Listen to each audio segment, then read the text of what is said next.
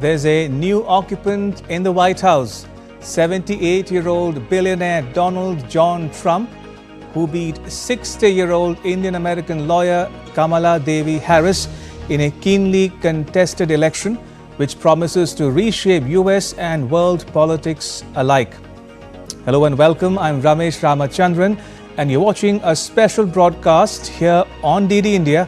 We're calling it Triumph DD India Special Coverage.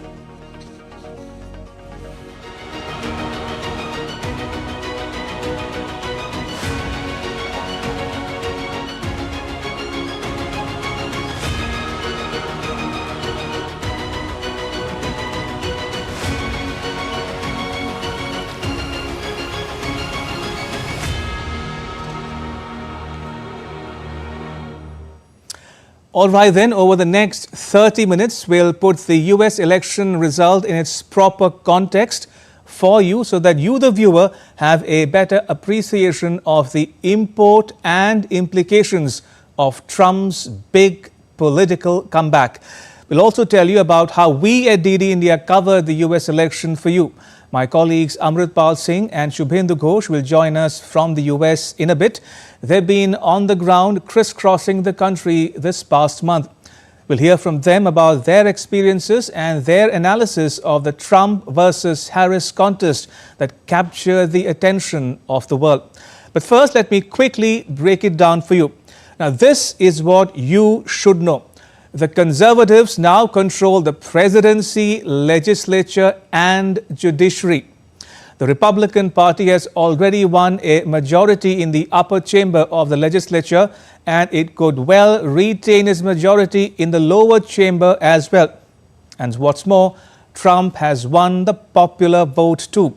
Trump says the results have delivered an unprecedented and powerful mandate for Republicans. Let me also recap for the benefit of viewers who might not have been able to catch our comprehensive coverage of the election over the past month and more. So as I mentioned before, our reporters had fanned out across the length and breadth of the US these past few weeks. Amrit and Shubhendu picked one blue state, one red state and one purple state each. Blue meaning a state that traditionally votes for the Democratic Party, which is represented by the color blue. Red for the Republican Party, and purple standing for a state where the Democratic and Republican parties have similar levels of support among voters. A month-long coverage canvassing the length and breadth of one of the world's biggest democracies, the United States of America. DD India reporters Shubhendu and Amrit Singh were present in the battleground states as well as all the major cities. They left no stone unturned as they covered the most intriguing elections in the world. From California, Texas, Pennsylvania, upstate New York, NYC, to Florida, New Jersey, Georgia, and of course, Washington, D.C. From iconic locations like the Statue of Liberty. It is the election season in the US. To Golden Gate in San Francisco. Elections, except first, we covered it all. Joined by our reporters, various guests and real-time inputs from Shubhendu and Amrit Singh from the key states. The energy was high all across. As the world watched, we covered this mega election closely, with international leaders weighing in on the implications of the outcome. We brought you reactions from global leaders. DD India brought you news from the US, capturing the mood of the people there as we covered these elections to the T. All right, time to bring in my colleagues Amrit and Shubhendu. Amrit is joining us from Florida and Shubhendu is in Washington, D.C. Amrit, to you first. Tell us about your experiences, any anecdotes that you want to share with us?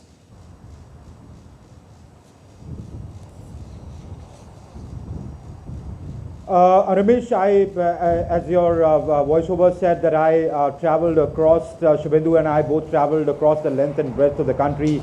Shubhendu entered from the East Coast, I entered from the West Coast. From the West Coast, I traveled to the East Coast, starting from California to Texas to Florida, up to Philadelphia, upstate New York, right up to the Canada border. And the only thing that I can share with you, one anecdote that stands out, I haven't seen a society as polarized, a polity as divided, an election as keenly contested. The divisions were too deep. When you spoke to people across genders, across races, across the urban-rural divide, there was a clear divide that one could see. Generally we believe that, say Texas, for example, it's a red state, but go to Houston, Austin, the cities, they were totally blue.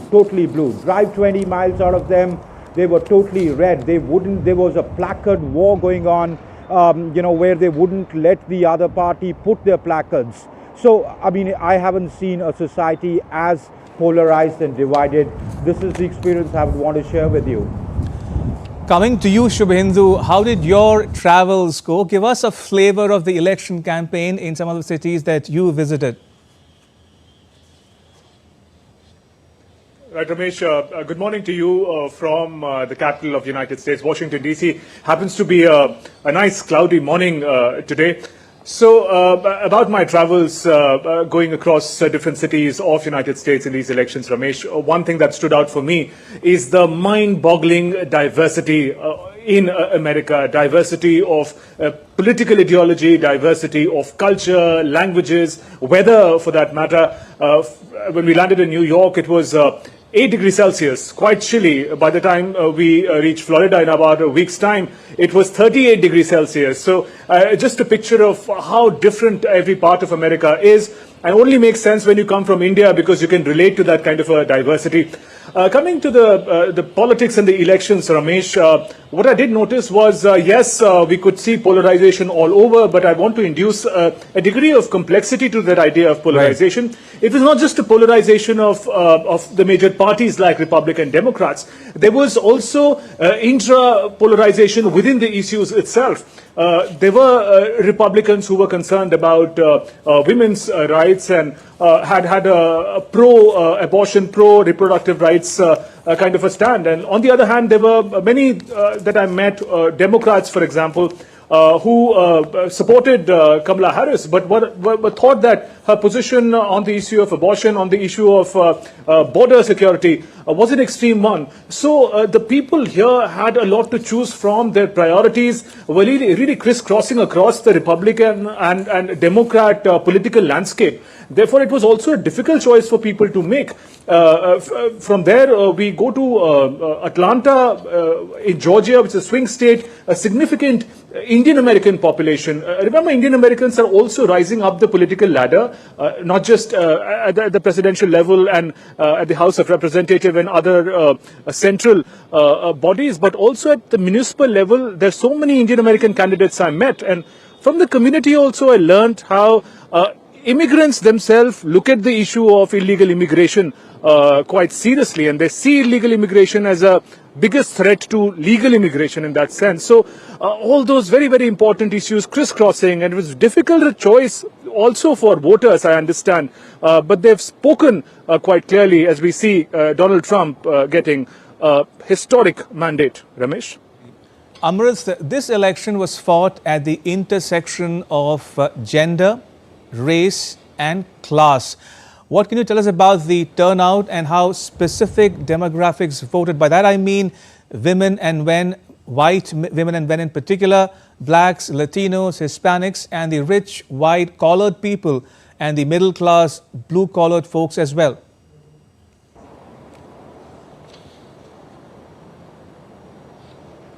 Ramesh, the turnout was very, very good, and the reason I ascribe to it is the kind of campaigning done by both parties, because both parties knew they have to get their voter out to vote for them.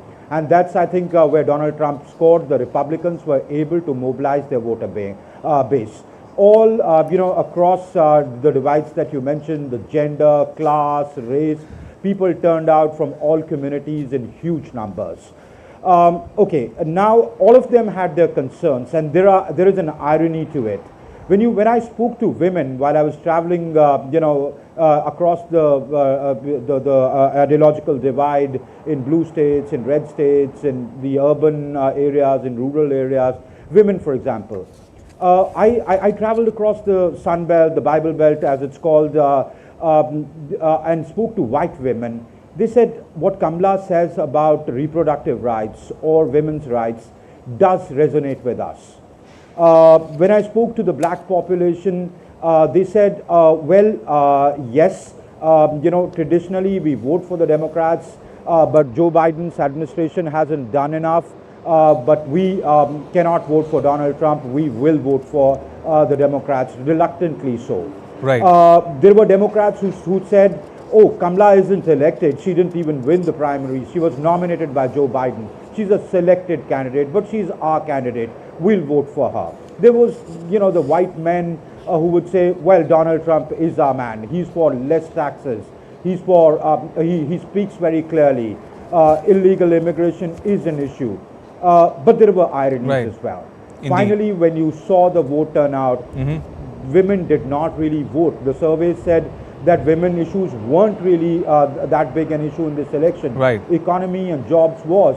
In some surveys it said democracy or the lack of it was.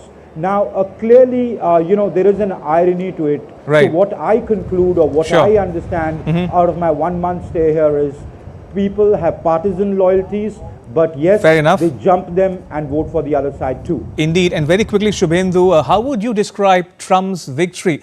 Opinion polls says that the election would be touch and go, too close to call, a tight race, but in the end, it turned out to be quite different.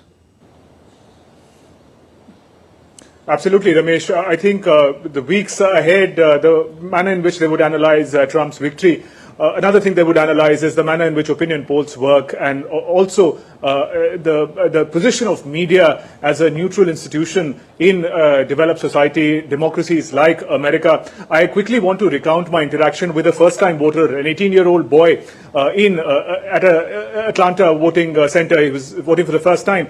And I asked him, how did you decide who to vote for and what were your sources of information? And he said, well, that was the most difficult part. Although I have internet, I have a mobile phone, I have a laptop, I have newspapers, media, news channels, but they confuse me more than they give me clarity. The news organizations appear so biased because they demonize one candidate and they present the other candidate as a hero or a person who would take America to greater heights. So in that sense, the polarization, the confusion was induced and increased, in fact, by the opinion polls for a lot of voters. Neutrality of media, the prominent newspapers, media organizations openly endorsing a candidate speaks volume about their own capacity to be able to present an objective assessment of what the two parties offer. And on the side of the political parties, I think what this election teaches everyone associated with it is that you can't take loyalties of demographies for granted. That a certain African American will always stand with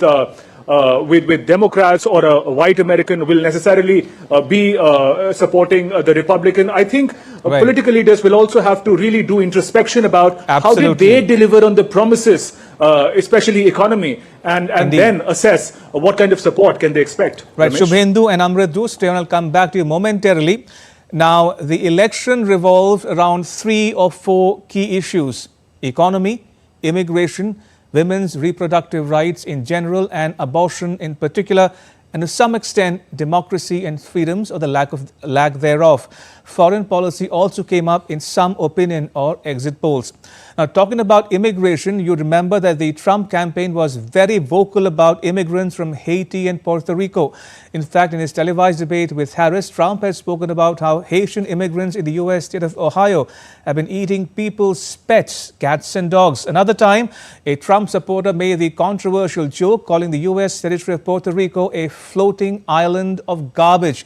So the issue of illegal immigration was front and center of the U.S. election. Trump says he will crack down on illegal immigration. In fact, he's promised to carry out the largest deportation in U.S. history. That's not all. He also wants to restrict legal immigration. Amrit Singh traveled to the U.S.-Mexico border from where most of the illegal crossing over takes place, and this is his special report. I'm right now standing at the US-Mexico border. What you see behind me is that bridge which connects the United States of America with Mexico. Now, as the issue of immigration or illegal immigration has taken center stage in these elections, especially with Donald Trump raking it up, Kamala Harris is also treading soft on the issue, saying she realizes the immigration system is broken and it needs to be fixed, and she will bring a bill on it and sign it into a law if the Congress passes it. But is that really an issue which matters to the Americans? The Americans say migrants, illegal or legal, contribute much to their society. They're not our problem. Like, in reality, they were from America. It's just so dehumanizing. We're a nation of immigrants. But there are others who have bought into Trump. There's been occasions where you see illegals running up and down here with no clothes on, carrying bags. There's also been issues with illegals jumping in people's backyards, hiding in people's vehicles. And so you're asking if that's an issue? Yes, absolutely, it's an issue. Then there are those who disagree with Trump's radical proposals but say the immigration system needs to be fixed. I think immigration is good, not an open border with people rushing through. So what you see behind me is the Rio Grande River, hardly a river, just a stream that divides Mexico and the United States of America. It is just knee-deep water that can be easily crossed over. That is why you see the kind of illegal immigration through the southern border of Mexico. But the U.S. Also has a fence, but it has surveillance here. You can see security cameras. You can see the border patrol personnel. If the Department of Homeland Security's 2022 data is to be believed, there are 11 million illegal migrants in United States of America, and that is why Donald Trump realizes this issue can be raked up to get votes to come into his kitty. Statistics from the US Homeland Security, however, indicate that there is no direct link between crime and immigrants, any more than it is for naturalized US citizens. Whatever the reality, immigration has become a contentious issue in this election season. The question is, will it lead to significant political dividend for Donald Trump? With cameraman Sanjay Jaina, Amrit Singh from the Mexico-US border in Texas. All right, Amrit, talk to us about the situation at the US-Mexico border. How bad is it? How many illegals would enter the US on any given day? And do they scale the wall there? How do they do it?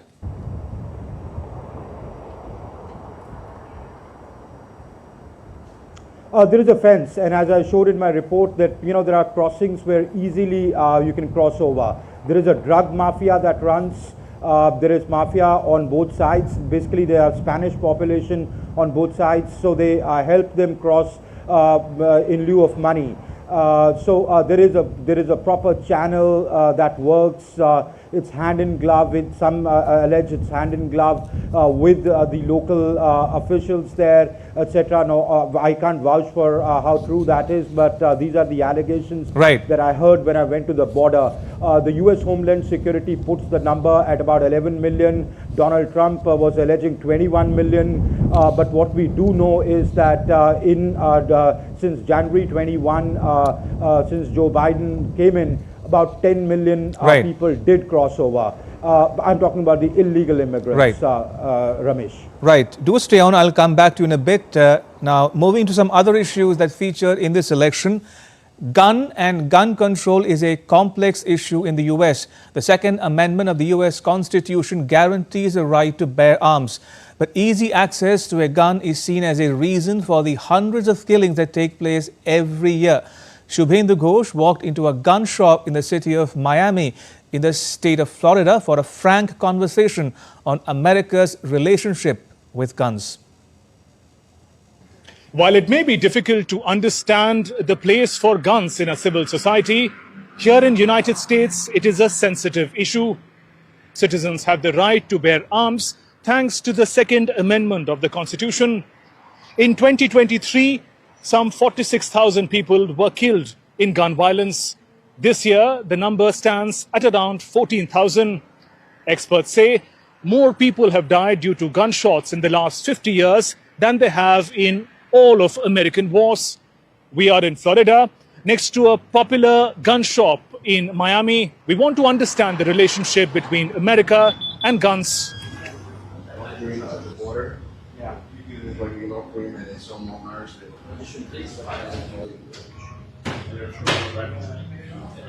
Hi, Manny. Nice to meet you. Thanks for meeting us. First, I want to learn from you. What is the significance of guns in American society? Well, the firearms culture is something that is very important to us. It is something that is written into our Constitution, where every American has his right to defend himself from every bad guy to even a rogue government that maybe might happen, something like that might happen in the future. And it's just something that's been in our culture since, 1776, Right. And Mani, if you can help me understand, how old do I have to be able to purchase a gun? What does the rule say? So in the federal government, you have to be 21 and over in order to purchase a handgun. And in most of the states, you also have to be 18 to purchase a long gun. But here in the state of Florida, in order to purchase a rifle, you do have to be 21 and over. Okay. And then assuming you're a U.S. citizen, all you need is a Florida ID. You have to be able to pass a background check, make sure that you don't have no violent crimes, no felonies, no domestic violence, nothing like that. Once you pass the background check, you have a 5-day business wait, and then you come pick up the firearm and you can take it home with you. So for example, this firearm right here is $4,299. It is a staccato, made here in the USA in Texas. It is a double stack 2011, and it's a very, very popular firearm. The AR-15, you have a semi-automatic rifle that's chambered in .556. It's pretty much the most common rifle right now across the states. People who have a position against guns, they relate the violence that is taking place in the American society, instances of shootings in school with the availability of guns. What is your perspective on it? My feeling is, even if you could ban firearms tomorrow, bad people will still get their hands on it. The laws will not stop evil. Weapons like this will help us fight evil. Donald Trump has positioned himself as a staunch defender of the Second Amendment, the constitutional right to bear guns.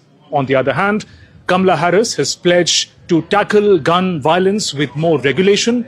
Mind you, both Harris and Walz are gun owners. Whatever may be the politics and the ethical positions around guns and ammunitions appear an integral part of the American society. With camera person Jaishankar, Shubhendu Ghosh for DD India in Miami. Right, Shubhendu, very quickly, ending gun violence was one of 4 promises that Biden made when he took office in 2020. Do you think he has come good on that promise? Quite frankly, Ramesh, it is not possible for one administration to be able to achieve that. Gun violence, gun culture may derive its strength from the Constitution, but Constitution changes, legislation alone cannot change the deep-rooted perception that these are tools of defense for the Americans. From the outside, we may look at it as tools of attack, as is also evident through the number of killings that happen, most unfortunate ones in schools, but that blind spot where the tool to defend and tool to attack are one and the same, are something that is at a very deep cultural and perception level, which has been very difficult for the Democrats to challenge. And therefore, we also see it didn't appear as a major issue. Although if you look at 2 issues, climate change and gun culture, accounted for most number of American casualties this year and earlier. But both issues were absent during political campaigning. Indeed, I have just about enough time to ask you, Amrit and Shubhendu, one last question on this broadcast. To you first, Amrit. Let me now ask you for your take on Donald Trump, the man and his politics. How do you think a Trump 2.0 will turn out to be for India? What do you make of the Modi-Trump dynamic?